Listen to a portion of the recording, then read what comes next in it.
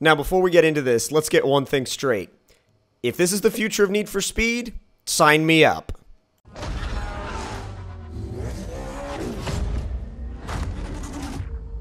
We were a crew, and she left us with nothing. We are gonna end this, starting now. Get me close to him, and I'll take care of the rest.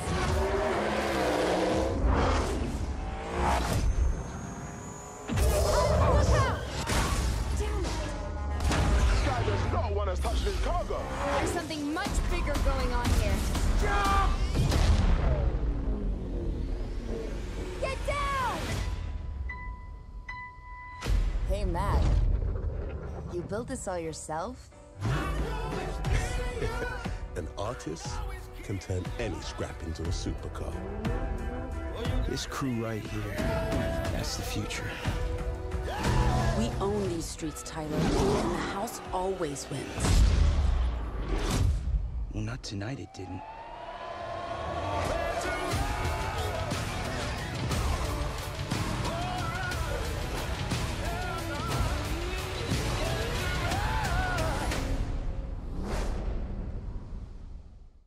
Alright, so let's talk about a few things real quick regarding this trailer. First of all, the Regera, the fact that it's here, first of all, top marks for that. That is awesome. The fact that the Regera is here, I'm pumped to see it. Glad that we have some hypercars in the game. Now, not only that though, but I wanted to touch on the kind of almost like the material that we saw in that first scene with that semi-truck, the Regera being loaded up, the Mustang chasing it down.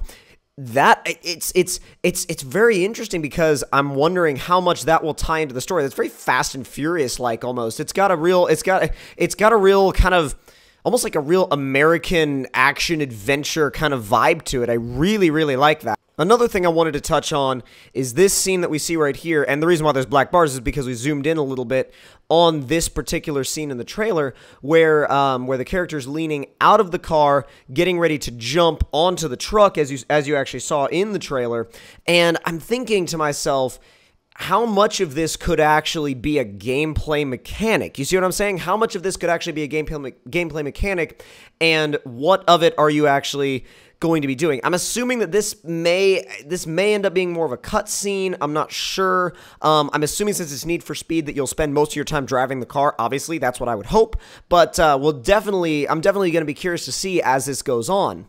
Something else that they definitely make a big point of in this trailer is, and again, I zoomed in on this one as well because I wanted to get some detail on the crashes and the damage. You can see a bumper flying off. You can see, you know, this BMW X something SUV flipping over, glass going everywhere, bumper coming off, and I'm really hoping that that plays into the gameplay and is dynamic. You know, like as you see that damage there, I know damage isn't really a main, at least for me, it's not super important to see insane damage anymore. It used to be a big thing. It's not so much anymore, but I'm glad that damage is a factor of the game, and I really hope that they take that to a level that is being shown here in the trailer. I'm hoping that that's actually evident in gameplay. Another car we can easily and happily confirm is the Aventador. I feel like the Aventador at this point is almost like if you're making a racing game, you kind of have to have the Aventador in it if you're covering any sort of wide span of cars. The Aventador is such a poster car at this point that it's like it's almost weird if a game doesn't have the Aventador in it, but I'm happy to say that it's confirmed. You could see, you know, you get a little bit of a look at the city, palm trees. It's got that Western U.S. kind of Vegas-y vibe that we haven't really seen in a lot of stuff in a while. So that to see it here, super cool, especially to see it in regards to Need for Speed. And again, I think that keeps in that sort of idea with like there's sort of a American kind of action movie vibe-ish thing going on here, which is really cool.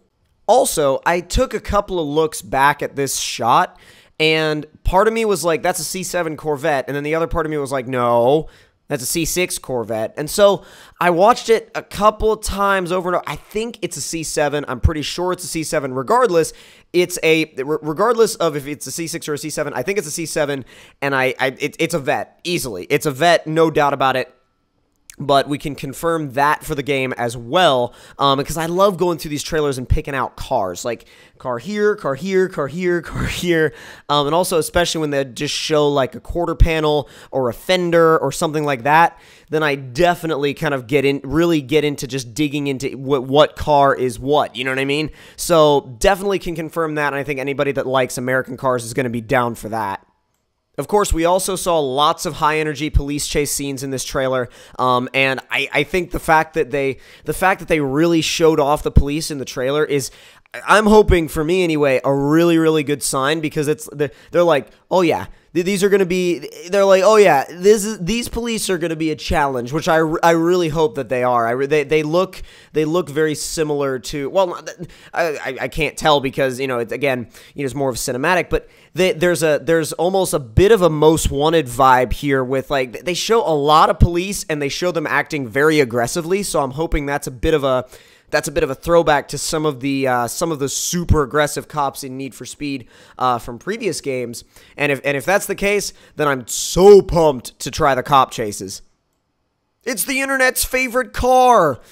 But no, actually, it's really cool though to see it here and to see you see the license plate drifter, you see everything there's so many different areas that are represented here. I mean, you've got the Aventador, the Regera, and of course the Wyra BC, which all of these cars are great to have, but also they're like, oh, and by the way, we haven't forgotten about you import guys and you drift guys. So seeing that makes me really hopeful for a super diverse car list. So that in itself is very, very, very exciting. Oh, and by the way, did we mention that we're going drag racing now with wheelie bars? That's new. Like, that is so new to me, at least, to see that connected to a Need for Speed game. That's like, whoa, okay, that's a whole new realm of customization, and that's a really interesting thing to see, because you're gonna have certain people that are gonna see that aspect of the game, and they're gonna be like, oh my god. That's like, you know, for some people, yes, it may not be their thing. I get that a lot of people aren't really drag racers. I'm not a big drag racing guy myself, but some people are going to go crazy over that. And I think that, like I said, the game just keeps expanding and expanding and expanding and showing the fact that there's going to be so much to do here.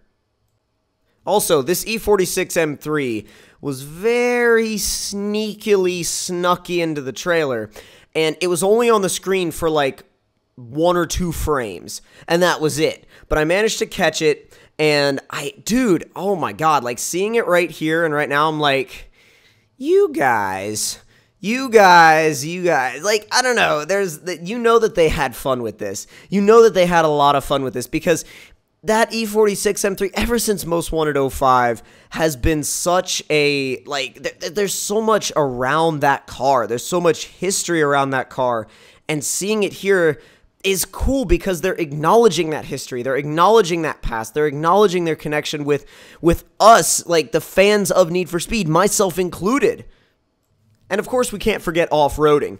Off-roading is a massive deal now with like, if you guys, oh my god, watching the trailer, I was freaking out when I saw cars that were lifted up, like in particular this Bel Air, going off-road, you know, power sliding through the desert, you know, like, oh, going over bumps with a long travel suspension, and that, I was freaking out. I'll tell you guys straight up, like, right now. Well, the first time I saw the trailer, I was absolutely freaking out when I saw these things come on screen for the first time. I was like, oh, this is gonna be good. This is gonna be real good. Another interesting thing was to see it almost looked like they were showing these scrap cars just sitting out in the desert, and you could hear him say anybody can turn scrap, an artist can turn any scrap into a supercar. That kind of makes me wonder, are we finding these and restoring them and building them back up to life? That would be something totally new for Need for Speed that we haven't seen before, and it'd be an interesting addition to the series. And also, considering the fact that that is a truck, it's an old Chevy, and I'm like, are you guys hinting at something here? Because that would be really cool if you were. Here we also get a really good lineup of cars. We got the R34 GTR, we've got that lifted off-road Bel Air, and then back there tucked away in the right is the BMW M4. So again, confirming some cars here.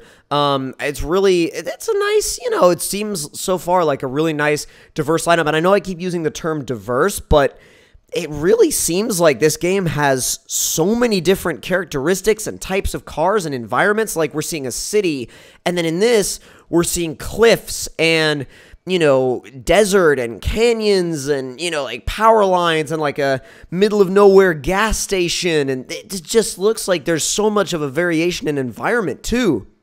And we're going to go ahead and actually finish it off with a shot of this S550 Mustang roaring down the highway, chasing after that semi-truck. This mission is so interesting to me, and I cannot wait to see what this all actually means. But dude, I'm freaking out. I am so freaking out right now, and I cannot wait for the new Need for Speed. Need for Speed Payback is going to be incredible. Oh my god. But if you guys did enjoy this trailer analysis of Need for Speed Payback, don't forget to leave me a like. Tell me in the comment section down below what you guys thought of it. And don't forget that the release date is November 10th. So, dude, oh my god, I am going to be doing a full Let's Play. You guys are going to be seeing tons and tons and tons of coverage of this game when it comes out, the day it comes out. And dude, I'm so freaking excited. I'm so pumped. But anyways, hope you guys did enjoy, and I will see you guys next time.